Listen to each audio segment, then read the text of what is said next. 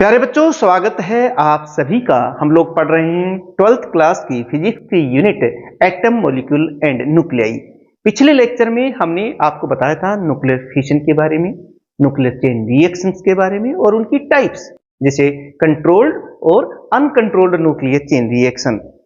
आज उसी से रिलेटेड एक इंपॉर्टेंट आर्टिकल हम करने जा रहे हैं और वो है न्यूट्रॉन रिप्रोडक्शन फैक्टर। यानी कि आज का हमारा लेक्चर है न्यूट्रॉन रिप्रोडक्शन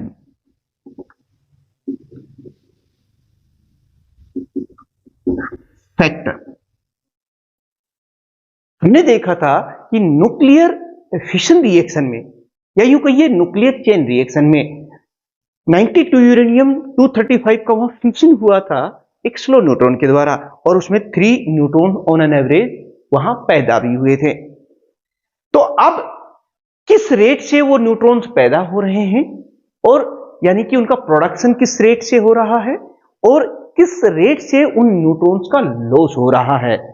अगर हम इन दोनों का रेशियो निकाल लें तो उसे ही कहेंगे neutron reproduction factor.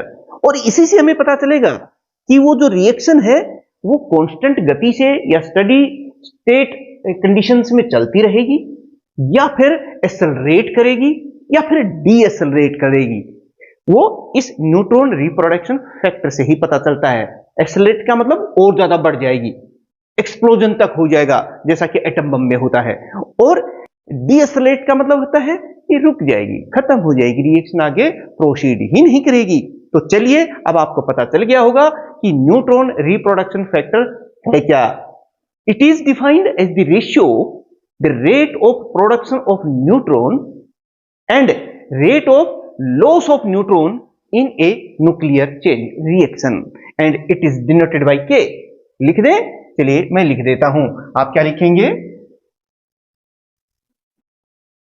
Definition. Question यही पूछा जाएगा कि explain the term neutron reproduction factor of A chain reaction. तो लिख लीजिए, आप मेरे साथ साथ नोट्स बनाते रहिए। नोट्स का लिंक डिस्क्रिप्शन में भी है, वहां से डाउनलोड करके भी आप अपने नोट्स बना सकते हैं, अपनी तैयारी कर सकते हैं। तो क्या है? Neutron reproduction factor is defined as the ratio of rate of production of neutrons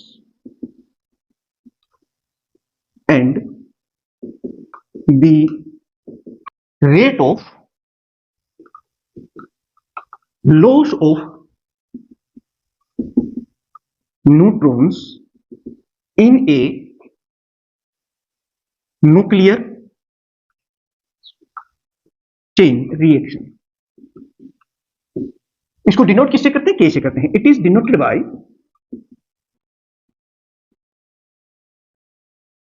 के। समझ गए?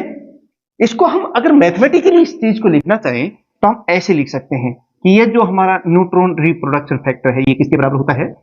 Rate of production of neutron and rate of loss of neutrons in a nuclear chain reaction। तो मेरे बच्चों ये आ गया। आप इसको अपने बिजनेस से भी जोड़ सकते हैं कि भाई मान लो आपने कोई बिजनेस किया है, तो उसमें आपकी प्रोडक्शन कितना हो रहा है, प्रोडक्शन कितनी हो रही है, लॉस कितना हो रहा है। समझ गए होंगे मैं जो बात कहना चाह रहा हूं यहां पे। अब यहां पर 3 कंडीशंस आपके पास हो सकती हैं। आप कहेंगे सर हमारा ना लाभ यानी कि प्रोडक्शन ज्यादा हो रहा है और लॉस कम हो रहा है, या प्रोडक्शन भी उतना ही हो रहा है और लॉस भी उतना ही हो रहा है। या फिर तीसरी बात हो सकती है, सर हमारा धंधा तो माड़ा चल रहा है, कम चल रहा है, बिल्कुल ही नहीं चल रहा है, प्रोडक्शन कम हो रहा है और लॉस ज्यादा हो रहा है। तो ये 3 केस, यहां पर भी यही 3 केस हैं। चलिए 1 बाय 1 करके मैं इनको डिस्कस कर लेते हैं। उससे आपको बहुत अच्छी तरीके से ये चीज समझ में आ जाएगी। देखिए, पहली कंडीशन जो है वो आप ये मान सकते हैं कि when k is equal to 1। देखिए कितनी सिचुएशन है, यानी कि k की वैल्यू 1 आ जाए। 1 कब आएगी जरा यहां से देखिए, 1 तब आएगी जब आप कहेंगे कि सर रेट ऑफ प्रोडक्शन और रेट ऑफ लॉस दोनों बराबर हों। भाई जितना अपनी इनकम हो रही है उतना ही हमारा खर्च हो रहा है, बस चल रहा है। समझ गए ना? कोई आपसे पूछे भाई कैसी चल रही है जिंदगी, आप कहेंगे बस चल रही है। बड़े नाजुक दौर से गुजर रहे हैं, एक क्रिटिकल स्टेज आई हुई है। क्रिटिकल का मतलब यह है कि अगर थोड़ा सा भी लॉस और बढ़ गया किसी वजह से तो फिर मुश्किल हो जाएगी, फिर गाड़ी रुक जाएगी। ठीक है ना? इस स्थिति को हम क्रिटिकल स्टेज कहते हैं। वही बात यहां पर भी है कि जब रेट ऑफ प्रोडक्शन और रेट ऑफ लॉस दोनों बराबर हो तो उस समय k की वैल्यू 1 होती है, और इस समय जो रेट ऑफ चेन रिएक्शन जो है वो एक कांस्टेंट रेट से चलती रहती है, ना बढ़ती है ना घटती है। इस तरह की चेन रिएक्शन को हम जब k की वैल्यू 1 होती है तो उसे कहते हैं कि steady state nuclear chain reaction या कांस्टेंट न्यूक्लियर चेन रिएक्शन, कुछ भी कह सकते हैं ना, इस तरह से हम लोग उसको कह सकते हैं। इस केस में यानी कि जब k की वैल्यू 1 हो, यानी कि rate of production rate of loss दोनों बराबर हो, then the nuclear chain reaction is called steady और कांस्टेंट न्यूक्लियर चेन रिएक्शन, कुछ भी कह सकते हैं आप, एक ही बात है, इन दोनों का मतलब एक ही निकलता है। अब ये जो स्टेज है ना, ये क्रिटिकल स्टेज होती है। उस समय जो वो फिजनेबल मटेरियल है उसे हम क्रिटिकल मटेरियल कहेंगे। बस यूं समझ ले, इतना है कि प्रोडक्शन और लॉस ऑफ न्यूट्रॉन दोनों बराबर बराबर चल रहे हैं। तो उस समय जो आपने फिजनेबल मटेरियल लिया है 92 into 35 वगैरह, वो क्रिटिकल स्टेज में है, आप यही कहेंगे। उस साइज को भी, क्योंकि साइज इतना ही लिया है कि बस जितने न्यूट्रॉन पैदा होते हैं बाकी सब का लॉस हो जाएगा, बस आगे थोड़ा बहुत बचता है वो आगे अगली स्टेज की न्यूक्लियर रिएक्शन को जो है प्रोसीड कर देगा। तो वही बात मैं लिख रहा हूं, the size of nuclear material fissionable material is called critical size. Critical word आ गया, नाजुक। जैसे भाई हम नाजुक दौर से गुजर रहे हैं, बस जितनी इनकम हो रही है उतना ही खर्चा हो रहा है, फायदा नहीं हो रहा है बहुत ज्यादा। और इस तरह जो मास होता है उस समय उस फिजनेबल मटेरियल का, उसे हम क्रिटिकल मास कहते हैं। The mass is called, the mass of फिजनेबल material is called critical mass. कोई बात पूछ भी ले भी ये क्रिटिकल मास ऑफ फिजनेबल मटेरियल होता क्या है, तो फिर आप इस तरह से बता दें। अब मैं बात करता हूं कि k की वैल्यू, सेकंड केस हम लोग देख लेते हैं।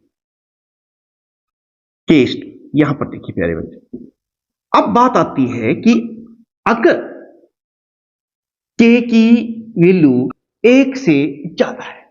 बच्चों चलिए देख लेते हैं, इस इक्वेशन पर आप जरा नजर डालिए। k की वैल्यू 1 से ज्यादा कब आएगी?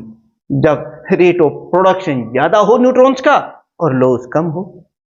जब आपकी इनकम ज्यादा और खर्च कम हो तो फिर बढ़ोतरी होगी ना, खुशी होगी ना, और खुशी तो खुशी है, बल्ले बल्ले हो रही है, ठीक है ना।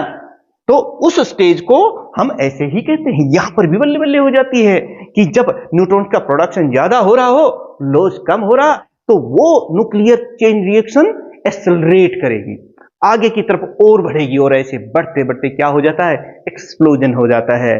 और वो किसमें होता है? एटम बम में होता है। ये समझ गए यहां पर। और उस समय जो साइज होता है ना वो थोड़ा ज्यादा होता है, और उस साइज को हम सुपर क्रिटिकल साइज कहते हैं, और उस समय जो फिजिनेबल मटेरियल होता है उसके मास को सुपर क्रिटिकल मास कहें।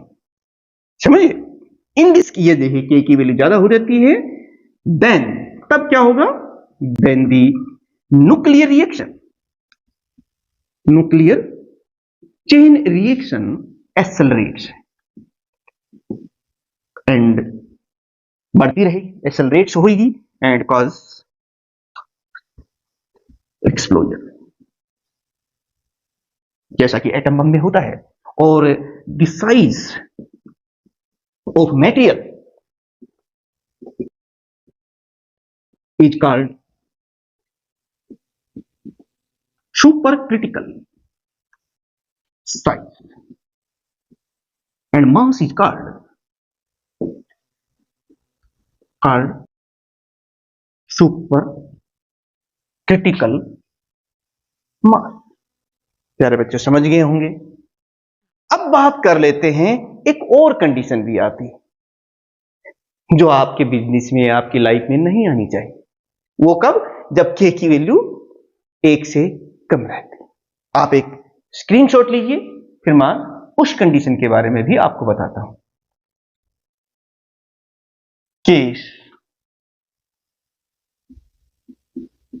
3, थर्ड कंडीशन प्यारे बच्चों देखिए, मैंने कहा कि जब वह के इज लेस देन 1, ये सिचुएशन जब आती है, आप यहां देखिए ये कब आएगी, जब इनकम कम खर्च ज्यादा। ये भला कब तक चलेगी, जब आपके पास इनकम है नहीं, खर्चा हो रहा है ज्यादा, तो ये तो काम चलने वाला है नहीं। क्या जिंदगी इस तरह से आगे चलेगी? आप कहेंगे सर बिल्कुल नहीं चलेगी। तो क्या हो जाएगा, लाइफ रुक जाएगी, स्टॉप्स हो जाएगी। यही न्यूक्लियर चेन रिएक्शंस में होता है कि अगर rate of production of neutrons कम हो और rate of loss of neutrons ज्यादा हो, तो न्यूक्लियर रिएक्शंस स्टॉप्स हो जाएगी, रुक जाएगी, आगे नहीं होगी। और उस कंडीशन में जो साइज होता है उसे हम सब क्रिटिकल साइज कहेंगे उस फिजिनेबल मटेरियल का, और मास को कहेंगे सब क्रिटिकल मास। समझ गया है? चलिए मैं आप लिख भी देता हूं। ये देखिए, व्हेन के इज लेस देन 1, देन तब क्या हो रहा है, the nuclear reaction, nuclear chain reaction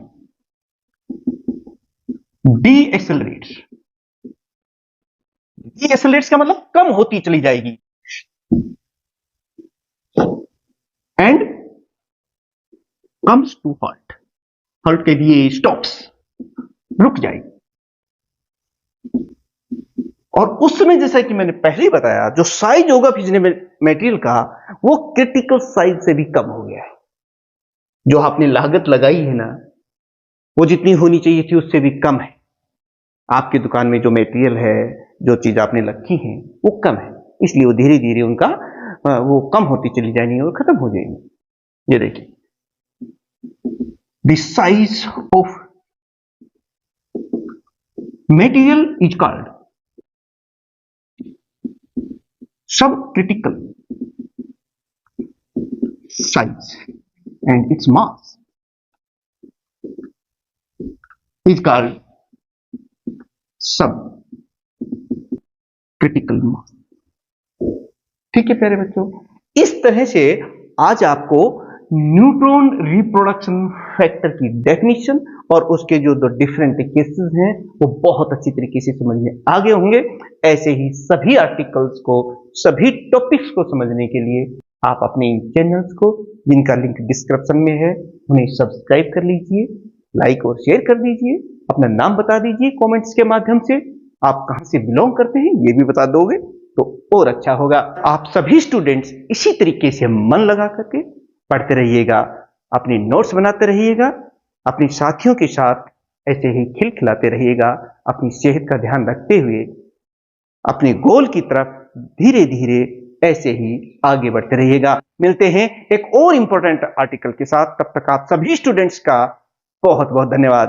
thank you very much.